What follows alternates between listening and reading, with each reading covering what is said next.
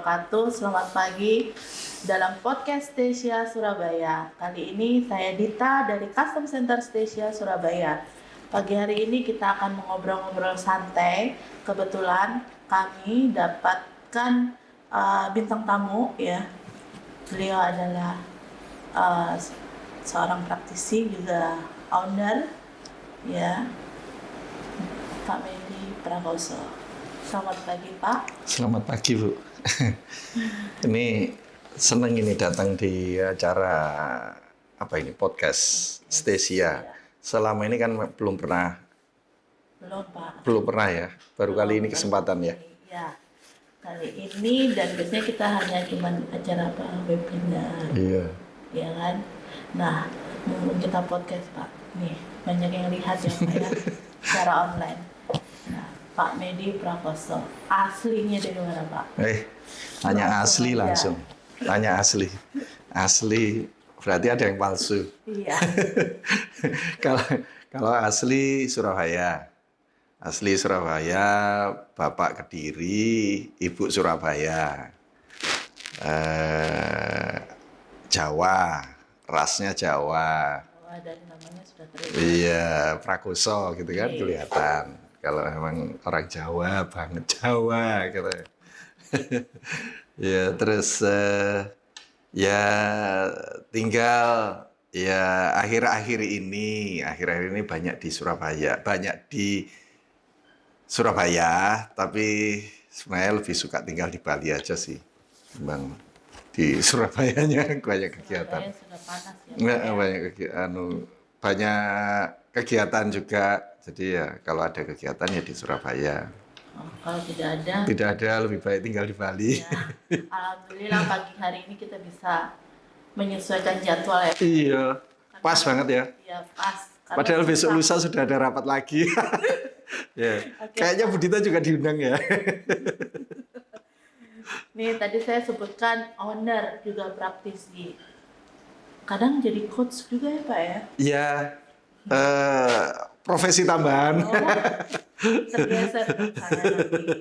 Iya, profesi tambahan yang mengambil alih peran profesi orang lain gitu. Oke, sehari-hari apa Pak kegiatannya sebelum kita mulai agak berat ngomong-ngomongnya ini? Ya ini sehari-hari saya memang salah satu pemilik usaha supplier makanan, bahan baku makanan di Surabaya, di Indonesia.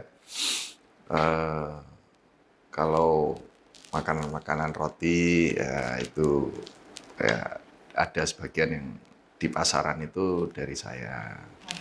Masih berhubungan dengan makanan? Iya, makanan juga. Sepertinya Ibu Dita tertarik ya kalau ngomong makanan. Ya. Memang nampak. Jadi makanan terus ya sedikit belajar bisnis pariwisata ya. Oh, ya. Pariwisata Bali, Malang itu ada. Oh. Lalu ya sedang pariwisata, makanan itu ya. Itu sih.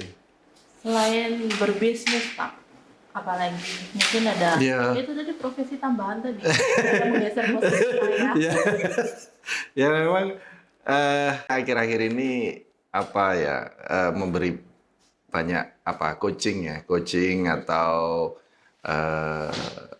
juga di Ginsi ya, kebetulan juga di Ginsi, Gabungan Importir Nasional seluruh Indonesia.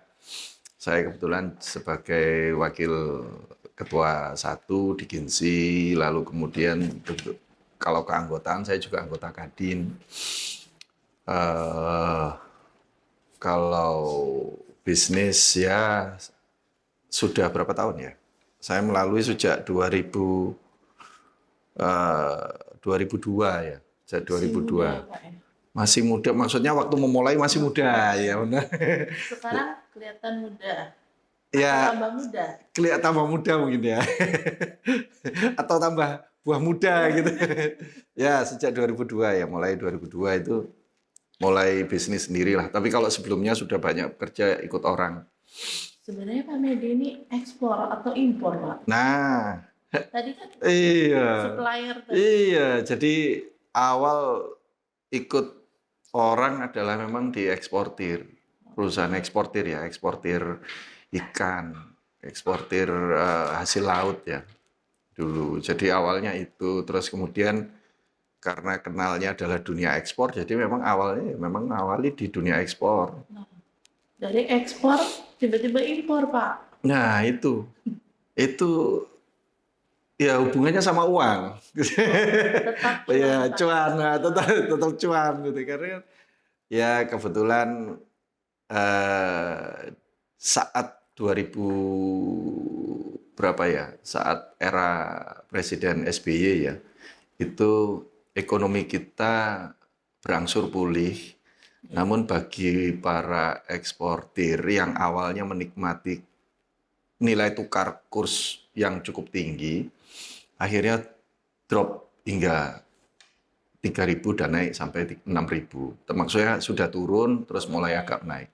Itu sehingga bagi para eksportir yang awalnya menikmati 17.000 akhirnya turun sampai ke 3.000, 6.000 lah, let's say lah, dari 13.000 hingga 6.000. Akhirnya yang tadinya cuannya lumayan, akhirnya ya tidak bercuan gitu ya. Nah, itulah awal dari terus mulai agak pindah ke impor. tidak pindah, tapi masih karena pengusaha itu katanya gini, pengusaha itu nggak ada sekolahnya, jadi sekolahnya pada pengalaman. Oke, Pak. Jadi jatuh bangun, jatuh bangun, jatuh Itu bangun. itu yang perlu dicatat. Iya, pengusaha tidak ada sekolahnya Tidak ada gitu. sekolah. Iya, tidak ada sekolah. Padahal saat itu ya saya sempat kuliah di UPN dulu ya, Lulus, di UPN. Pak. Alhamdulillah saya nggak lulus. Waduh, nah, nggak lulus. Tapi saya malah masuk Stesia saat itu karena saya harus sekolah Bumsaken saat itu ya, sekolah Bumsaken. Bumsaken itu kalau sekarang PPJK. Ya PPJK. Ya. Sekolah Bumsaken itu waktu itu saya angkatan pertama karena bos saya itu melihat bahwa bisnis ekspor impor itu cukup luar biasa di era penghujung selesainya Pak Harto ya. Iya, iya. Nah, itu saya disekolahkan di Stesia. Yang punya saat itu hanya Stesia loh. Hebat berarti Stesia. Ya, luar biasa kerjasamanya Stesia luar biasa. Barulah saya tahu ilmunya ekspor tuh ya dari Stesia ini. Ilmu secara ini ya Pak, maksudnya secara pendidikannya. Kalau kemarin kan praktisnya. Iya, prakteknya aja. Iya, praktisnya lah. Namun memang ekspor, kalau kata orang zaman dulu kan pelajaran ekspor impor itu kan ilmu katon katanya ya. Kalau dalam bahasa Jawa ilmu katon. Jadi mudah bisanya hanya dipelajari melalui praktis. Nah, tapi ternyata ilmu katon katanya saya gitu. Malah belum paham. Belum katon gitu. Nah, itu setelah itu baru saya mendapatkan teorinya dari Stesia ini malah. Terima kasih dong Pak. Iya. Sekarang diajak juga di sini. Iya, akhirnya ya saya kan kembali. Ternyata saya nggak tahu kok. Saya bertemu dengan rekan-rekan yang di Stesia juga gitu ya. Kemarin sama Pak Husaini juga ya kemarin ya. Oh ya, beliau. Mantenan apa? Unduh mantu ya kemarin. Unduh mantu Pak Husaini. Iya. Kita nggak ketemu Pak kemarin. Nah, ini kemarin udah Pak Medi udah jadi ekspor, terus karena perubahan kepemimpinan kenegaraan, kondisi politis, terus kondisi ekonomi juga. Nah, kita ini kan juga mau ada pemilihan lagi nih Pak ya. Nah, 2024. Nah, termasuk tahun politik ya, tahun politik. Nah, kalau menurut Pak Medi ini ya, tahun politik yang saat ini, sekarang ini kan generasi Gen Z ya Pak ya. Ini generasi Gen Z ya. Gimana Pak pandangannya menurut seorang Medi Prakoso ini ya, yang sudah mulai dari era Pak Harto, Pak SBY, dan berapa era ya Pak ya, Iya, gitu. Tentang pandangan perekonomian, terutama perdagangan internasionalnya Pak iya, ya, untuk di tahun 2024 ini. 2024. Iya, jadi gini Bu Dita, bahwa eh saya melihat pertumbuhan politis kita ini sejak lepas era Soeharto ini sangat pesat. Jadi Hmm, eh, terutama yang disebut kalau sekarang sudah menuju di Gen Z ya, Iya, bahwa orang-orang anak muda maksud saya itu lebih memahami tentang politik. politik. Namun saya tidak bicara di politiknya, namun yang saya ingin sampaikan tentang perekonomian kita kali ini, Ya. eh, lebih cenderung bahwa anak-anak muda sekarang lebih dewasa dan lebih luar biasa dalam pengembangan diri. Mereka bisa menentukan arah mereka sesuai kemauan mereka. Oh ini, jalan saya seperti ini, jalan ini saya seperti ini.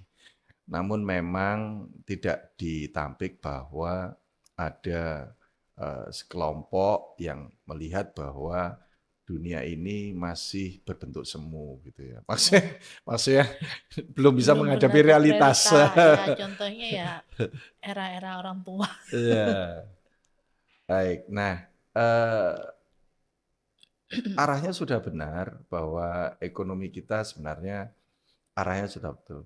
Hanya sekarang bagaimana Gen Z ini menghadapi eh, what's next, gitu ya, what's to do next. Ya. Mungkin seperti yang pernah saya sampaikan, mungkin dalam perkuliahan Budita juga ya, bahwa eh, adik-adik perlu mengembangkan bakat diri. Bakatnya. Bahwa apakah ada, saya tidak pernah berpikir bahwa suatu hari saya akan dengan ekspor, dengan impor, atau apa yang saya lakukan hari ini, saya tidak pernah berpikir di masa lalu. Namun anak sekarang bisa berpikir tentang masa depannya di hari ini. Berarti dia sudah punya impian. Ya, dan arah pun mereka bisa. Ya. Langkah itu mereka sudah mau bisa menjajaki lebih awal. Nah, itu yang tidak saya temukan di era saya dahulu. Memang perlu lebih dibina bahwa tapak itu, ya itu tadi seperti saya sampaikan di awal bahwa pengusaha itu eh, ijazahnya adalah jatuh, bangun, Bangun jatuh, jatuh. bangun. Nah, Berarti harus mau bersahabat dengan resiko ya. iya. Jadi pelajaran yang harus diambil adik-adik adalah mau mengenyam pengalaman lebih banyak. Nah, anak sekarang kan memang Gen Z ini lebih berani, Pak ya. Mm-mm. Jadi berani mengambil resiko. Mm-mm. Nah, dibandingkan era saya, era Iya, Bapak ya iya. kan. Nah, nah untuk ke depannya nih Pak ya, setelah presiden ganti, apakah eh, harga-harga Iya, terus nilai dolar iya, yaitu apa baik. semakin naik atau Iya, makin turun? ya, sekarang saya mulai menginjak ke perdagangan internasional Ya, begini ya. Dengan hubungannya dengan karena saya lebih banyak kegiatan saya di impor, yes. juga jasa transportasi, eh, bahwa sebenarnya begini, apapun di Indonesia, apapun yang kita sebenarnya produksi sendiri, pasti dalam hal importasinya pasti akan dibatasi. Dibatasi. Seandainya kita punya beras, gitu ya, otomatis importasi kita akan kita batasi karena untuk melindungi kepentingan dalam negeri. Oke. Karena kita punya petani yang segitu besar, lahan yang begitu luas, maka harus kita lindungi kepentingannya. Yes. Termasuk sekarang tadi Bu Dita sampaikan gula begitu ya. Gula Nah, ya Pak. ya.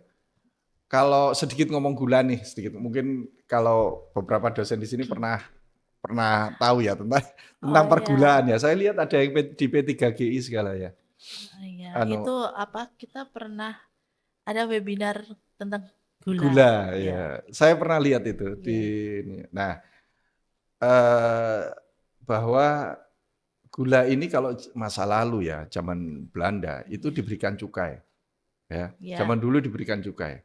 saya sempat lihat sejarahnya memang. Iya, dikenakan cukai. Kenapa dikenakan cukai? Karena memang untuk mengatur perdagangan. Salah satunya adalah memang untuk kepentingan para kolonial. Dan barang ini adalah hanya untuk kepentingan diekspor pada si Belanda. Belanda. Di Indonesia memang dibatasi. Nah, termasuk lagi tembakau. Apa saja yang saat itu sudah ada. Jadi pengaturan tata niaga saat zaman Belanda sudah ada. Gula, lalu kemudian tembakau, lalu cengkeh. Itu masa lalu sudah ada pengaturan. Lah sama, kembali saat ini.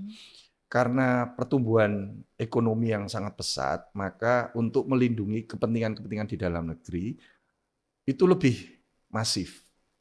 Karena sekarang Indonesia tidak hanya sejak sekarang kita penghasilan kita dari nikel ada, dari tembaga, lalu kemudian dari emas, bermacam-macam komoditi yang kita hasilkan di Indonesia. Artinya banyak kepentingan-kepentingan yang harus dilindungi, termasuk besi baja yang sekarang kita lihat ya. Lagi rame-rame Lagi itu udah rame-rame selesai-selesai ya, Pak ya. Tiap kali seminar itu terus yang dibahas ya. Dibahas. Jadi memang banyak kepentingan yang harus dijaga. Nah, yang patut kita awasi adalah barang-barang yang memang tidak ada di dalam negeri, Ya.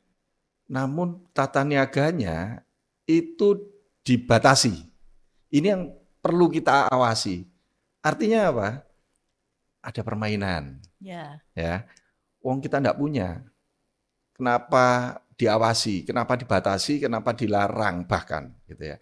Kalau seperti yang kita ketahui seperti zaman COVID kemarin. Nah, itu kan kita akhirnya mendobrak beberapa aturan-aturannya. Nah, semacam itu yang perlu kita waspadai. Jadi Indonesia ini hanya menghasilkan seperti susu gitu ya. Susu itu hanya dari orang yang mengkonsumsi susu itu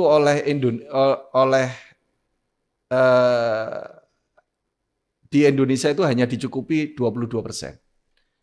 Jadi dari orang yang mengkonsumsi susu itu hanya dicukupi sangat kurang, hanya 22%. Artinya kita masih kurang lagi 78%. Iya. Nah, kita dapat dari mana 78? Ini baru orang yang mengkonsumsi susu ya. Iya. Belum yang lain-lain. Itu hanya kurangnya 78% kita harus impor. Nah, balik lagi kalau kita ngomong garam. Ya, garam.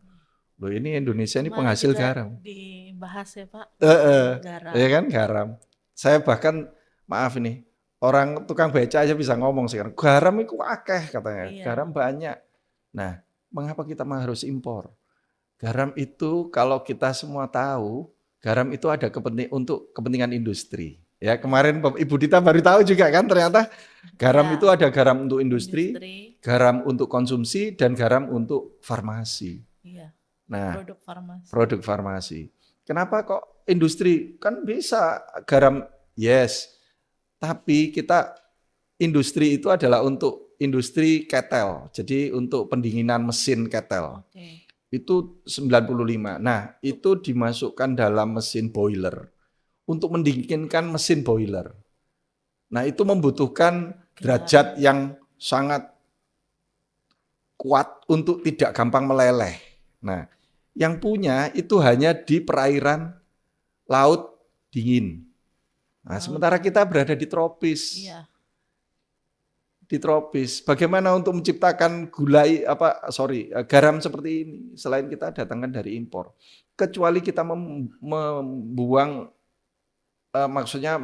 uang untuk investasi pengolahan garam sehingga garam ini mampu untuk dibuat sebagai industri dan farmasi, it's okay. Nah, kita langkahnya seperti kemarin saya lihat Cina itu meletakkan investasi yang cukup besar, kemarin memindahkan hasil batu bara mining dari selatan ke utara, dari utara atau selatan ke utara. Dan itu mereka membangun jalur railway yang sangat besar. Nah, apakah Indonesia mau? Kalau mau dan mampu, artinya kita harus menginvestasikan bagaimana untuk membuat garam yang kita punya sekarang sehingga kita Menjadi olah bisa untuk farmasi dan industri. Nah, itu perlu waktu dan Biaya. Ya. Padahal kita harus terus berproduksi, Pak. Untuk mesinnya kan untuk Ya, produksi pendinginan mesin, Iya. Dan kebutuhan farmasi kita juga kebutuhan tinggi farmasi. kan, Pak. Iya. Iya. Apalagi sekarang banyak anak-anak kecil, anak-anak muda udah kena diabetes. Eh, Nah, ngomong-ngomong gula ini tadi, Pak. Padahal saya kalau minum tadi kan saya minta Iya, teh tapi nggak gulanya sedikit iya. gitu kan. Nah, itu bukan karena gula yang kita konsumsi hari-hari, karena mungkin ada apa bentuk kayak sintetis atau gimana ya, Pak ya? Iya, Iya, itu. saya kurang paham kalau tentang itu Iya, ya, tapi eh pada intinya gula sekarang katanya mulai agak langka ya. langka Harga dan mahal. mahal. Oke. Nah, memang sejak dulu gubernur kita yang dulu memang untuk sudah didengungkan untuk revitalisasi pabrik gula. Namun sayangnya kan sampai sekarang Tapi kayaknya Pak, untuk ngomong-ngomong eh, revitalisasi eh, ya, saya kemarin tuh ke Superindo, eh, bukan ini. eh, Ada gula produk Kebon Agung. iya, Kemasannya sudah seperti gula-gula yang iya, brand-brand iya, iya, nasional iya. ya, bagus Pak itu. Jadi sudah ada bukti revitalisasi pabrik gula di Jawa Timur berarti ya. Iya, iya. Iya, Memang tidak lepas dari peran swasta. iya, Jadi kemarin kita ketemu kan importir iya, ya importir eksportirnya iya, saya nggak nyebut salah satu brand ya, tapi karena saya kenal brandnya, ya, karena saya lebih iya, kenal brandnya ketimbang PT-nya perusahaannya.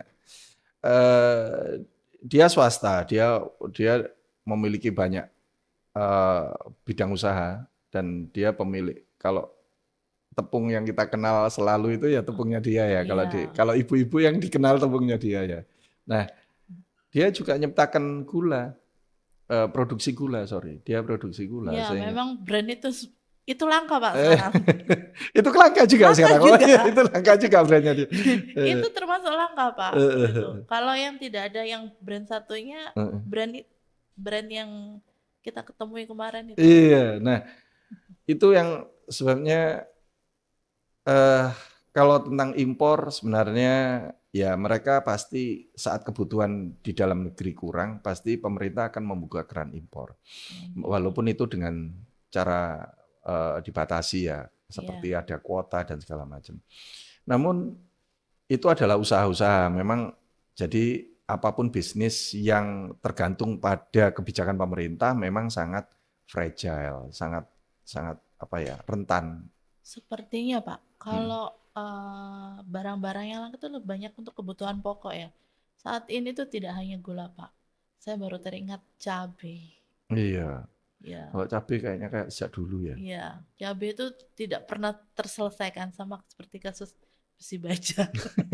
Iya, cabai, garam itu ya kan. Iya, Iya, itu sejak dulu. Tapi memang kita selalu kita lupa sedikit loh. Karena setiap generasi ya, iya, mereka generasi A begitu ya. Generasi A ini tua gitu. Nanti muncul generasi B. Kita harus menjelaskan lagi generasi B bahwa kayak tadi. Lalu kemudian generasi C kita menjelaskan lagi. Setiap generasi kita harus mengedukasi hal-hal yang sama, termasuk tentang garam tadi. Saya yakin nanti kita jelaskan. Ini pernah dijelaskan pasti era-era masa sebelum saya. Tapi terus kemudian pada era di bawah itu diungkit lagi pada. Nah, bahwa sebenarnya garam ini mungkin dulu juga sudah pernah dijelaskan bahwa garam itu digunakan untuk industri dan farmasi. Tapi terus kemudian terus-menerus generasi ganti Generasi kita menjelaskan sama. lagi, menjelaskan lagi. Nah ya, itu Kalau makanya apa itu orang Indonesia apa seperti itu ya iya, Pak ya? jadi termasuk cabai. Cabai itu kita Cabai. juga pernah ngalami seperti ini, tapi kita akan ngalami terus gitu. Karena Ya, setiap generasi akan mengalami masa-masa untuk ingin tahu apa yang terjadi gitu ya. Dan nah, ya. keadaan ini kurang lagi. Nanti saat kurang rame, terus harus penjelasan lagi. Ya memang harus seperti itu. Tidak hanya cabai dan garam. Mm-mm. Nanti apa? Kalau kedelai langka, wah, Iya, persatuan kedelai rame lagi iya, Kak iya. ya. Seperti itu Tapi kan. it's okay, ya itu adalah realita ya. Nah, Iya, memang fakta yang ada ya seperti itu. Kalau kita kembali ke impor, saya bilang ya keran itu akan dibuka, keran impor akan dibuka saat dibutuhkan. Impor tidak akan dibuka terus kok. Saya tahu pemerintah ini hanya seperti saya bilang di awal iya, bahwa sebenarnya impor dan ekspor itu sebenarnya tentang regulasi kebijakan ekonomi makro Indonesia. Mereka akan membuka keran impor saat dibutuhkan. Nanti setelah itu ditutup lagi. Karena pemerintah akan mengeluarkan peraturan menteri, peraturan presiden dan segala macam. Itu pasti akan buka tutup seperti itu. iya. Sepertinya peraturan itu banyak sekali Pak Iya ya. banyak sekali ya. Kalau zaman dulu kan kita kenal peraturan kok nggak berubah-ubah gitu. Iya, Kalau sekarang sekarang peraturannya peraturan berubah berubah. terus. Nanti ini belum dilakukan sudah berubah lagi, Lagi. ya kan Gitu. Pak? Nah, seperti itu. Nah, gini Pak, kan ini tahun politik ya Pak. Mm-mm. Pak Medi kan bergerak dalam food Makanan. makanan ya, Mm-mm. terus juga pariwisata. Mm-mm. Dampak nggak sih kalau Ya, perkiraan Bapak ini? gini. Kalau kita berada pada posisi bisnis retail, Yes. insya Allah kita masih baik-baik saja. Tapi kalau kita tidak menginjakkan diri pada posisi bisnis retail, agak berat. Iya. Karena kita hanya bergantung pada korporat. Nah, saat korporat saat hancur, jatuh gitu ya, maka korporat lainnya yang mendukung pasti akan jatuh. Jadi kiat saya yang bisa saya sampaikan bahwa kalau retail mungkin akan lebih baik. Tentu saja dengan penyesuaian skala ya, Iya. penyesuaian skala. Iya. Jadi jangan, oh saya mau turun di bisnis retail, tapi kenyataannya tubuh korporatnya masih gemuk, masih sebesar gajah. Maka dia harus di rescale, harus di skala Oke. ulang. Nah, untuk kepentingan itu banyak hal yang harus dianalisa. Mungkin di lain kesempatan bisa nih. Tapi strategi di mana keadaan di mana seperti tahun politik, masa Covid, Iya. itu semua hanya retail. Yang membantu bisnis perekonomian hanya retail di Retail. saat keadaan seperti itu. Oke. Gitu. Itu kiat ya Pak ya Iya. untuk para Ini startup. masa Covid belum selesai loh ya. Karena Belum. masa Covid belum selesai. Karena economic restart ini belum selesai. Jadi ada orang bilang, sudah baik ya, sudah lebih baik. Nah, Tapi nyatanya banyak PHK di luar sana kemarin. semakin banyak Pak saat ini. Ya, jadi mungkin bisa lihat di googling sendiri. Sekarang PHK yang kita hadapi sudah, kemarin saya ikut acara di Jakarta, ada yang nyampaikan sudah sampai 19.000 buruh yang PHK. ter-PHK. Kemarin kan juga demo besar-besaran buruh tuh Ya, yang untuk hari apa itu kenaikan. iya. Itu saya juga bingung. Saya enggak tahu ya nanti hubungannya dengan Iya. ya. Tapi eh, kalau memang ada seperti itu, saya malah encourage untuk menjadi seorang entrepreneur. Dan bidang apa yang bagi entrepreneur baru, apa Pak yang harus saya lakukan sebagai, apakah saya mau ekspor? Nah, kemarin saya mendapati di WA Group ya. Di WA Group ada tentang para eksportir baru ini banyak sekali. Banyak. Karena masifnya pemerintah untuk mendengungkan tentang ekspor. Kemarin mungkin dengan Bobela sudah ada ini ya. Nah, saya kemarin juga sempat ngobrol dengan Bobela dan banyak eksportir baru yang tercipta. Yes, tapi sayangnya eksportir baru ini diam. Bukan diam, kurang pemahaman tentang pre-shipment. Yes. Ya, nah, dokumen mereka belum siap. Jadi saat mereka harus perdagangan internasional, ternyata mereka untuk berhadapan dengan orang secara internasional itu belum siap. Mereka, saya punya komoditi saya apa? Saya punya kapulaga. Oke, berapa ton? Sekarang saya punya 50 ton. Oke, saya siap ekspor. Tapi untuk menyiapkan barang ini sampai untuk siap ekspor, dibeli, itu mereka belum siap.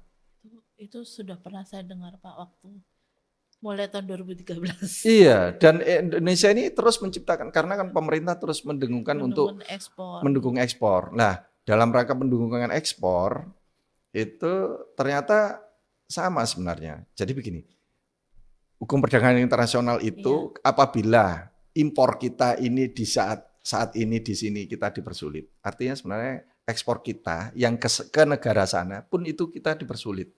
Jadi kita impor barang besi seandainya dari Cina, itu sebenarnya saat kita impor dari Cina, kita ekspor ke Cina itu pun sebenarnya dipersulit.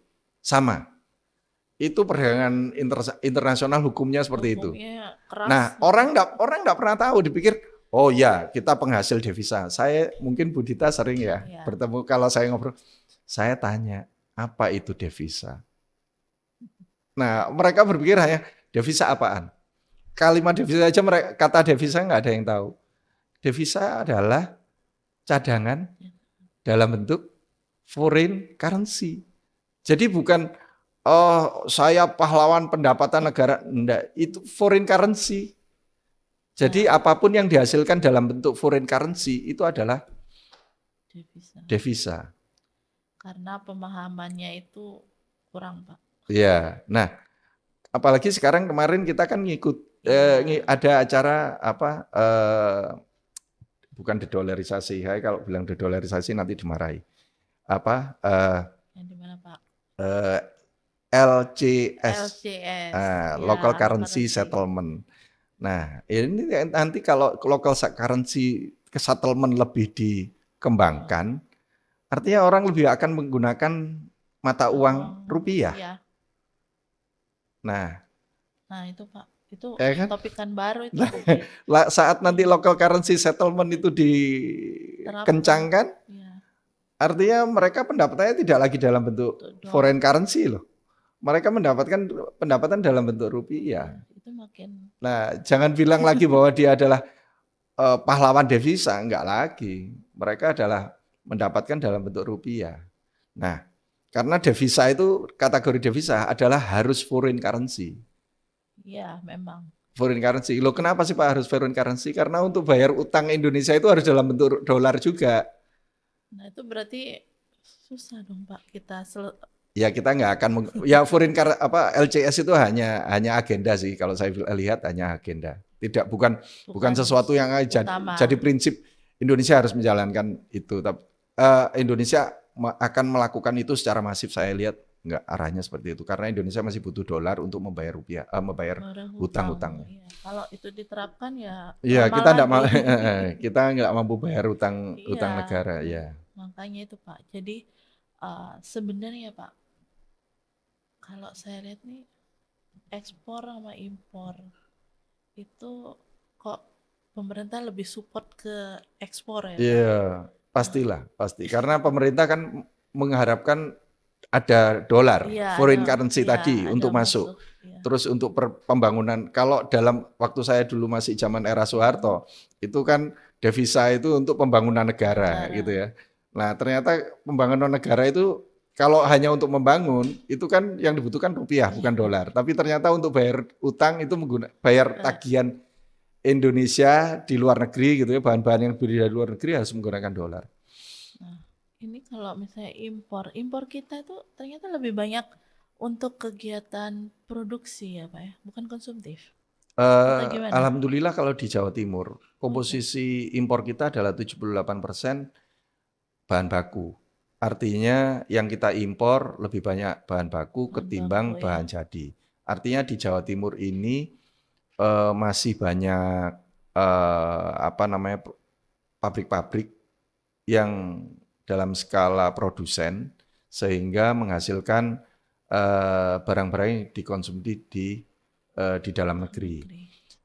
Artinya arahnya sudah bagus, bahwa Jawa Timur ini arahnya bagus. Kalau dia ada impor bahan baku yang untuk kepentingan jangan lupa ekspor Indonesia, ekspor Jawa Timur ini 90%-nya itu diserap dari impor.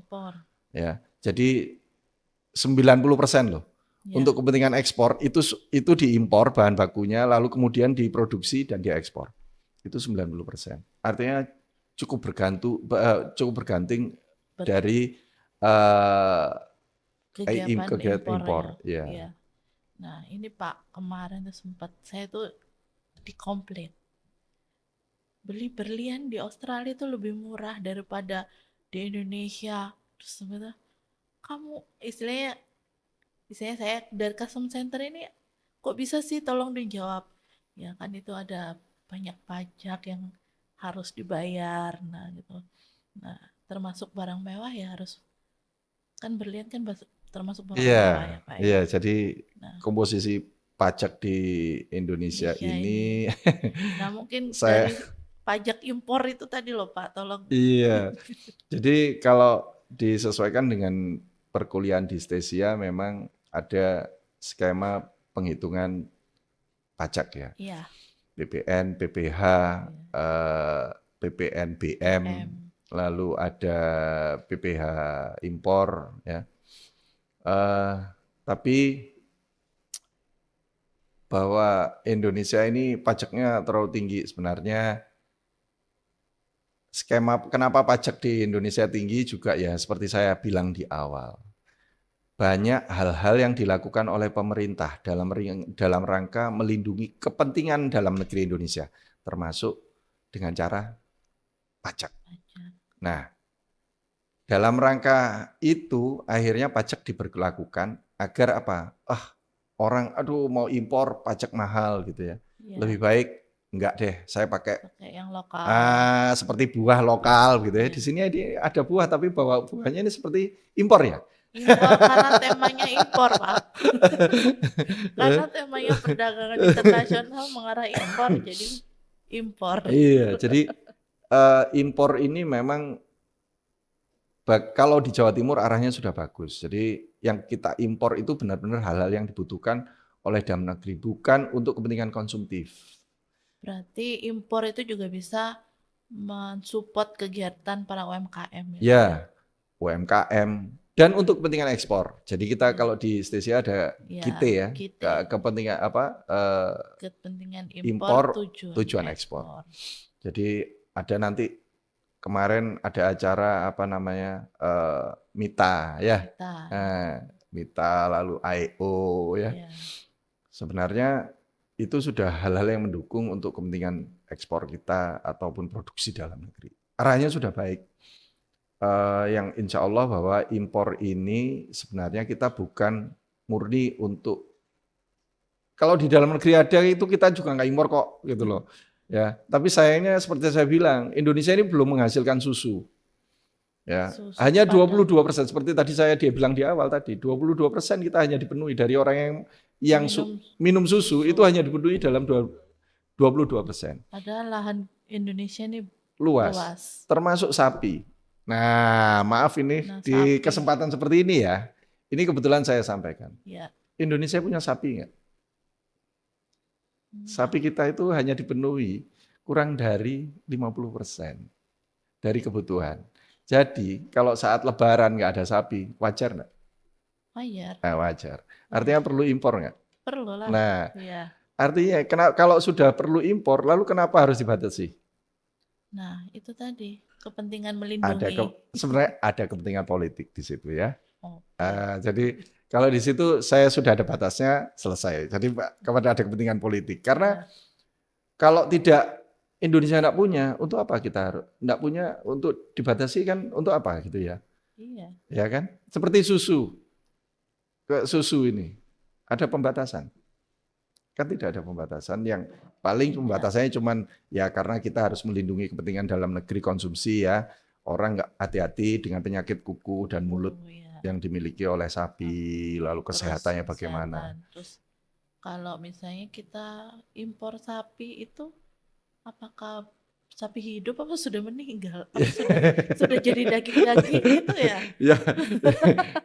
Ya bukan seperti itulah. Jadi sapi potong, jadi sudah dalam bentuk potong terus frozen gitu ya. Nah itu mungkin dipertanyakan kehalalannya mungkin Pak. Iya, iyalah. Kalau itu Pak, kita kan ada perlindungan konsumen ya. Iya.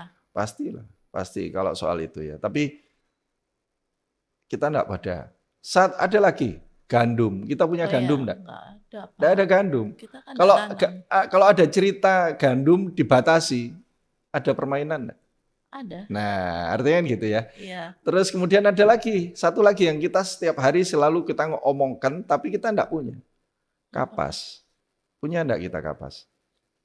Kalau zaman saya SD, Pak, Hah? kapas terbuat dari pohon randu. Nah, sepanjang jalan dari Surabaya ke Malang, itu zaman saya Randu kecil tok. randu tok. Sekarang enggak ada. Tapi bukan, kapas itu terbuat dari tanaman kapas. Tanaman kapas, dan itu tidak bisa hidup di Indonesia. Jadi kita selalu kapas gitu ya pakai ini. Kapas itu kita enggak punya. Coba tanam tanaman kapas, cari tanaman kapas. Kita kan ada di Garuda Pancasila itu Iya, padi dan padi dan kapas. kapas. Cari Indonesia ada di mana kapas. Ya bayang saya ya kapas tuh randu tadi. Ternyata impor ya, Pak ya. Impor. Ya. Jadi kita Dari pasang mana itu? Indonesia itu taruh padi dan kapas itu lambangnya. Cari itu kapas di mana ya ada penghasil ya. Cari itu tanaman kapasnya. Iya.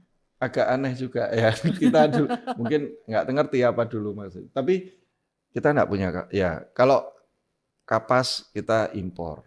Apa sih Termasuk itu? kita pakaian ini kita tekstil. Iya. Loh Pak, ini kan katun, ini kapas. Ya. Dari mana asalnya? Oke, saya jawab ya. Indonesia nggak punya kapas. Lalu dari mana begitu banyak pakaian yang bisa dari katun? Pakaian bekas yang dari katun itu dihancurkan. Itu dihancurkan hingga dibentuk seperti kapas kembali. Belum tahu kan? Belum tahu, Pak. Nah, datang ke pabrik tekstil. Jadi pabrik tekstil itu menghancurkan kain bekas. Kain-kain bekas yang mengandung tekstil nanti di sinar UV. Setelah di sinar UV itu akan muncul yang putih-putih itu, yang warnanya putih itu. Itu diambil, itu diciptakan lagi jadi baju. Untuk beli kapas mahal. Jangan-jangan itu yang impor barang baju bekas itu buat itu. Saya nggak nampik ya, tapi beberapa pabrik, karena saya pernah bekerja di satu pabrik tekstil ya. Iya. Iya. Sebenarnya impor baju bekas itu untuk sebagai saya enggak hilang ya, tapi cek di beberapa saya jadi nggak enak nanti. Tapi di beberapa pabrik tekstil mereka melakukan itu. Jadi ada satu hari ada pabrik di Indonesia, mereka menang tender di luar negeri membeli pabrik yang sudah tutup, kolaps. Nah, pabrik ini barang-barangnya dijual semua termasuk kain-kain denim. Denimnya itu dijual. Lah denim ini katun ini. Nah, akhirnya dia bergelondong-gelondong ini dibeli. Untuk dibeli masuk ke Indonesia. Dan ini dibentuk ulang, dihancurkan. Kita semua kalau orang tekstil pasti tahu ini. Nah, saya enggak tahu orang tekstil ini pernah bicara dengan pemerintah enggak? Cara menjadikan jadi kapas lagi. Nah, kain-kain bekas ini dihancurkan untuk jadi kapas. Cek sendirilah nanti kalau pulang ke rumah gitu ya, masuk ke ruangan gelap, pakaian yang katun itu dihancur-hancurin sendiri, dihancurin. Sayang, Pak. Iya sayang, mahal memang. Apalagi kalau hadisnya itu katanya Rasulullah itu menyarankan kita menggunakan pakaian dari katun ya. Sayang. Nah, itu kalau di sinar UV itu muncul putih. Itu yang kita gunakan lagi. Termasuk kalau kita lihat ini di sini ada ini. Kenapa sih orang-orang banyak impor PE ini sebagai sampah ini? Ada yang ekspor, ada yang impor. Ini dihancurkan ini dihancurin. Pernah nggak bakar plastik ini? Ini kalau dibakar, dikorek, ditarik, itu jadi benang loh, panjang banget. Apa kalau orang Jawa bilang molor ya? Ini dibakar, ini molornya paling panjang. Itu panjang itu dibuat dipintal lagi jadi jadi kain. Nah, jadi ya mungkin ada beberapa orang itu sampah diimpor Indonesia. Ini kita mengimpor sampah. Ya, tapi Anda mau nggak mengelola sampah kita sendiri di dalam negeri untuk digunakan sebagai pakaian lagi, untuk digunakan sebagai botol ini lagi. Sayangnya kita nah kan. Setahu saya itu cuman besi dihancurkan, diolah lagi. Besi, kita bicara besi ya. Ya. Saya pernah ekspor itu ya. Jadi besi itu kalau Ibu Dita di beberapa daerah di Indonesia itu mereka bawa magnet sekian. Iya. Itu mereka taruh di tanah, itu ambil itu. Itu besinya diambil. Ya. Iya. Itu pun diekspor loh. Diekspor. Iya. Dan jangan salah itu waste-nya besi, itu kita gunakan lagi. Jadi besi yang keluar dari, kalau Iya. pabrik-pabrik itu pasti sudah menggunakan ini. Iya, Jadi iya. besi yang sudah lempengan, itu Iya. dipukul tank itu ya, itu apa kalau orang Jawa Retak-retak. bilang rempilan itu Iya. ya, Remahan. remahan itu di bakar ulang masuk jadi itu Jadi uang. jadi besi lagi Jadi betul. digunakan. Jadi itu yang saya bilang eh, sebenarnya bisa kita kalau ada impor tentang beberapa barang bekas, artinya eh, pasti akan digunakan kembali, bukan untuk kepentingan sampah ya, Ada tapi maksud ada lain. maksud lain. Tapi saya mengencourage orang di Indonesia juga bahwa karena ada kepentingan-kepentingan itu, artinya sampah itu sangat berharga. Kemarin saya lihat sudah ada Sungai Watch, terus apa itu, terus termasuk kemarin yang di mana ya? Di Tulungagung atau di mana itu kemarin sudah ada pengolahan ya, pengolahan sampah. Itu artinya kita sudah luar biasa sadar bahwa kita yuk sampah itu duit gitu loh. Zaman Bu Risma itu juga kok, Pak.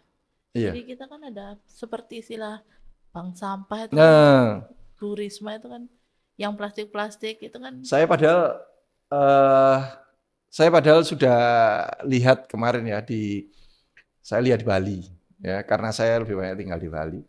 Di Bali itu di samping villa Ya. itu ada bank sampah. Mungkin di Bali, kalau Bu Dita nanti kapan-kapan mampir ke rumah saya di Bali, itu bisa lihat itu di kampung saya itu bersih banget, bersih. Atau kalau di YouTube bisa dilihat Desa Kemenuh gitu ya. Desa Oke. Kemenuh itu rapi banget, rapi. Nah, hampir sampah tidak ada. Satu, mereka punya budaya bersih-bersih gitu ya, setiap pagi dan sore. Tapi mereka punya bank sampah. Yang kemudian saat itu ada kunjungan warga RT saya yang di Surabaya, saya ajak ke sana untuk lihat dan itu sampahnya kita akhirnya mencontoh di Surabaya, kita mencontoh seperti apa yang dilakukan di sana. Enggak tercium aroma busuk atau apapun, enggak ada. Karena pengolahan yang luar biasa. Ternyata sampah itu bisa menghasilkan Iya, uang kalau kita mau mengolah ya, Pak. iya. Nah, ini deh.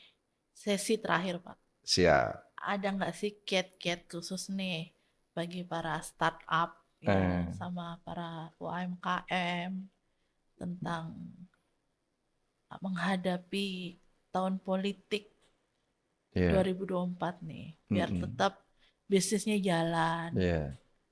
Mungkin Pak Medi mau Iya. kasih Jadi masukan apa? ya bagi yang mau memulai bisnis atau tertarik untuk memulai bisnis, saya sarankan mulai semua bisnis dari kecil. Saya tidak percaya bisnis itu berawal dari modal yang besar atau kapitalisme gitu ya. Saya tidak percaya itu.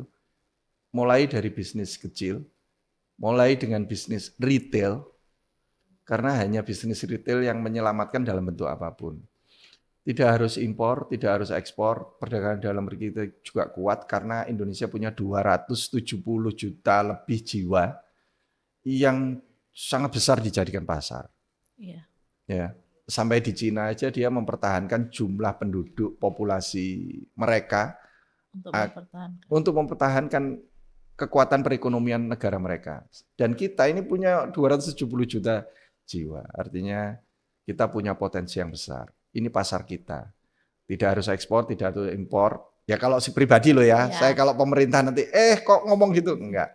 Kalau pemerintah pasti ayo ekspor gitu kan. Untuk bayar hutang itu tadi, itu udah bisa kan.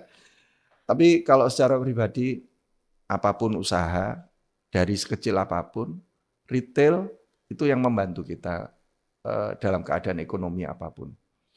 Itu Bu Dita. Oke, terima kasih Pak atas perbincangan pada pagi hari Siap. ini. Mulai dari pengalaman-pengalaman pribadi. Ngalor ngidul ya. Yes. Terus habis gitu ngomongin yang tadi langkah, terus mahal, terus akhirnya sampah bisa menjadikan uang. Nah, itulah. Mungkin dari perbincangan ini akan bisa bermanfaat bagi Iya. yang nonton nanti.